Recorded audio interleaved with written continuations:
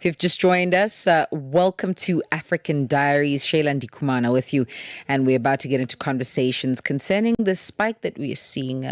As of 2026, experts warn that more than a third of South African university students now meet the criteria for anxiety, depression, and related mental health conditions. But this is not just the issue at hand.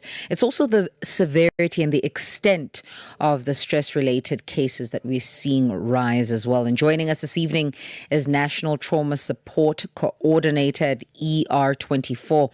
That is Tammy Dicks joining us. Tammy, thank you so much for joining us. Welcome to African Diaries. Let's get straight into the conversation. Now, why are we seeing this caliber of trauma plaguing university students? Well, there's quite a few reasons actually. So many of the students arrive at university with an already high pre-existing trauma loads. So there's new stresses which activate trauma responses which they've experienced in the past, with ongoing exposure to violence and societal threats coming from home, coming from the communities, coming from certain things that they've experienced in the past. So it's become a little bit more prevalent as they get to the universities. What are societal threats for one who is thinking to themselves, what does that mean tangibly? Perhaps give us context. So there's a lot of violent crime happening around in and around at the moment. And I think a lot of our children are exposed to things that they shouldn't be. There's also a lot of violence going on within the homestead, which was never really spoken about in the past, where it's become more front and center in terms of us looking out for it. And it's spoken about a lot more now with gender-based violence, etc. So, Tammy, can we say that there is a rise of students presenting more trauma-related cases in the context of mental health because there's a general rise in communities? Is that what we're saying? They are correlated. They are correlated. I find that the students have very little coping skills, and sometimes there's a few things that add to the stresses. The freedom of being away from the parents is also something that is very front and center when it comes to becoming a university student. And there's a lot of new experiences that go with that. And there's a lot of peer pressure, I suppose, making new friends. It works both ways. So we have friendships and we have isolation, which also creates a different kind of environment for the students. Speaking about that environment. So, Tammy, how do we help these students cope? I mean, we're saying that they're already walking into this new environment with pre-existing traumas, right? And then now we're introducing them to campus life, the freedom, the friends that you need to build, the circles of influence, the type and style of teaching that's afforded to you in varsity. How do we begin to create environments that allow them to detox from whatever it is that they were carrying and sort of take in the new environment, but for the positive?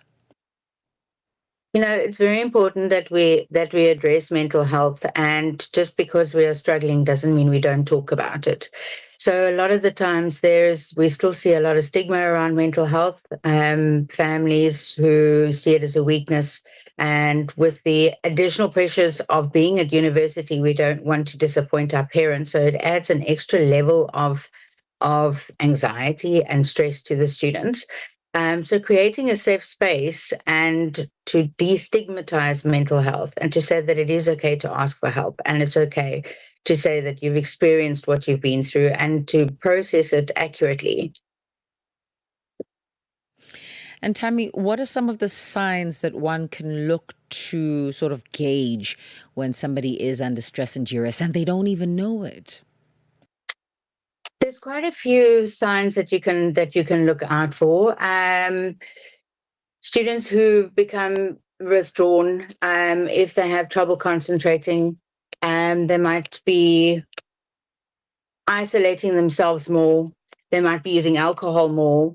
And there could be tearfulness, emotions that run wild. There's emotions that are out of sync, disrupted eating and sleeping habits, which is generally interrupted over and above them hardly ever sleeping. I think students sleep. I know they don't sleep on a Sunday night or Monday morning early, because that's the general time that we get calls. But sleep patterns are definitely altered. Eating patterns and changes in behavior. If you notice somebody is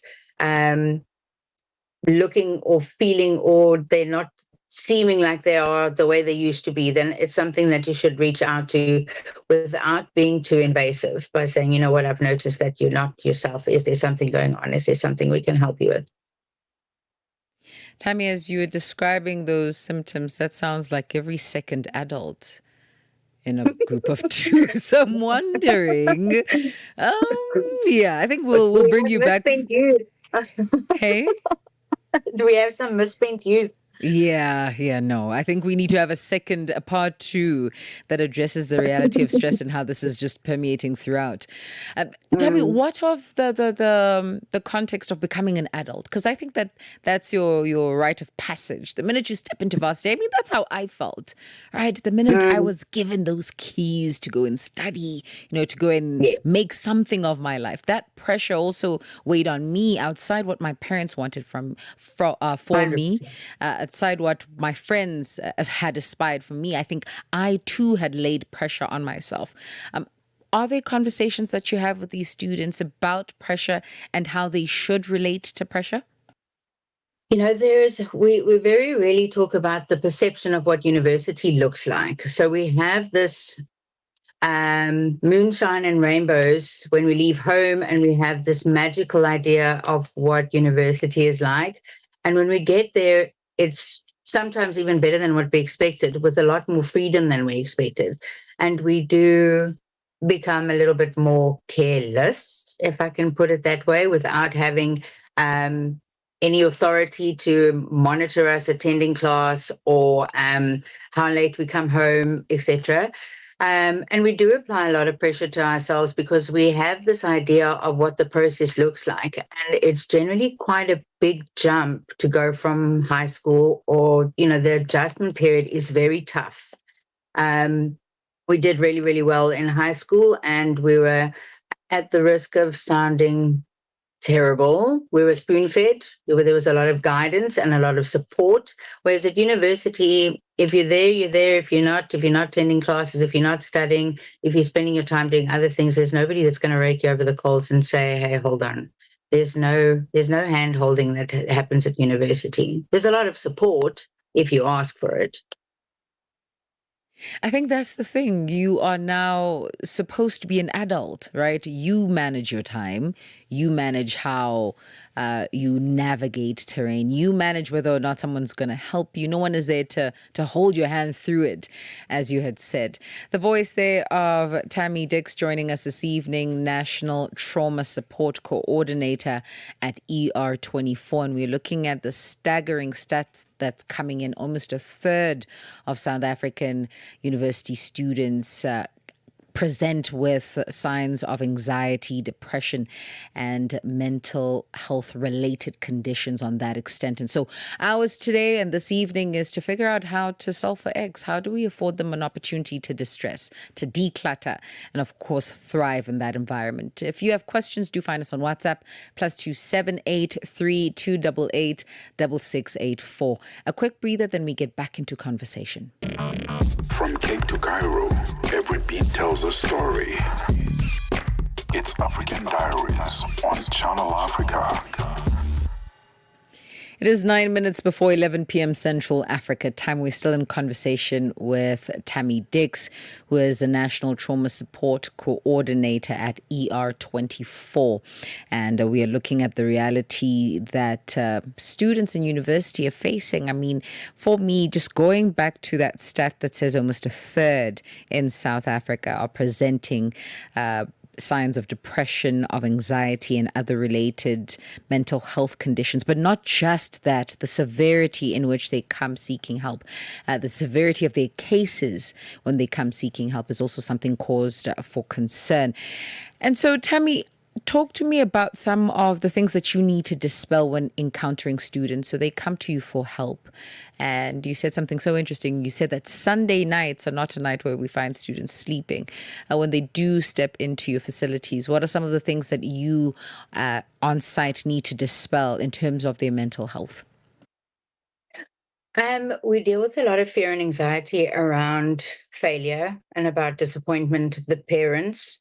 There's a lot of things that happen on a Sunday night that prevents them from sleeping. And when we overthink, we start to believe everything we think. So we trying to unpack the fear of the unknown, the fear of not making it, the fear of disappointment, which is something that is probably the most prevalent in terms of not doing well at university, finding it really difficult to adjust, not having the ability to find your tribe, so your friends and your family are not the same, and an adjustment. Many of the students go and study in a different province, so the family is really, really far. Missing the family is also another thing that's quite difficult for the students. I think when they leave home, many of us have tried to protect our children and trying to provide a safe space for them at home. And in doing so, sometimes we have enabled them not to be able to solve their own problems. So not having mom or dad nearby when we're having an issue for them to help us solve it, they don't have the capacity, or they have very little capacity to be able to do it themselves. That's why they need to reach out. And it's important for us to build that resilience and them to grow some confidence in themselves to make decisions and to understand the consequences thereof. And Tammy, as a parting shot to varsity students, I'm going to extend this and say adults as well. For those who are feeling overwhelmed, who are feeling like, listen, I don't understand what is going on, but these are some of the symptoms I'm feeling. I'm low on energy. I have no motivation. I'm forever fatigued. I'm scatterbrained. Brain fog is a constant state. For those who are experiencing those signs, what would you say to them in terms of seeking help? What is the go-to strategy for help? It's always okay to say that you are not doing okay. And when we speak about it, we are listening to the things that are going on in our head. When they're rolling around in your head, there are so many things that you can't focus on at once, and your brain just can't process everything at the same time.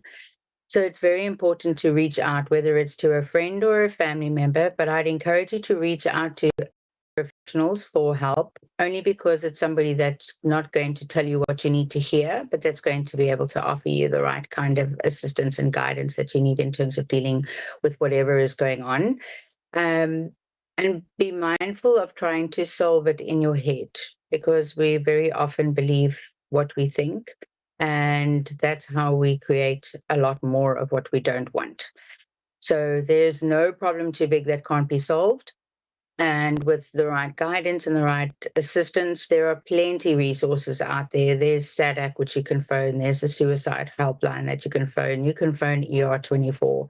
And you can find quite a few platforms where you can get free counseling as well, which is done with the universities and with students who are in the process of qualifying and need to get hours. So do some research and reach out to somebody. It's very important as well to consider the fact that you need to find somebody that you're comfortable with working with. Not everybody's a good fit.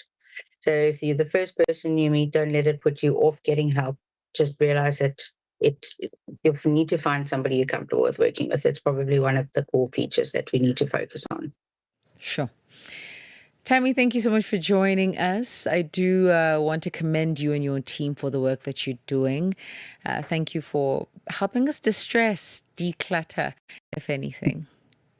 It's a pleasure. Thank you for having me. The voice there of National Trauma Support Coordinator, that is Tammy Dicks, joining us this evening.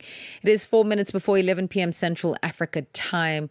I think what stood out for me about that conversation is do not try and solve the problem in your head. Yes, You are a genius, okay? And you've solved many a times in context. Okay, you've solved the problems of other people. You've solved the problems of, the occupation that you do and the reason why they hired you. You have proven your diligence and your intelligence externally. Internally, let's not do that, okay? Let's not try and solve for X.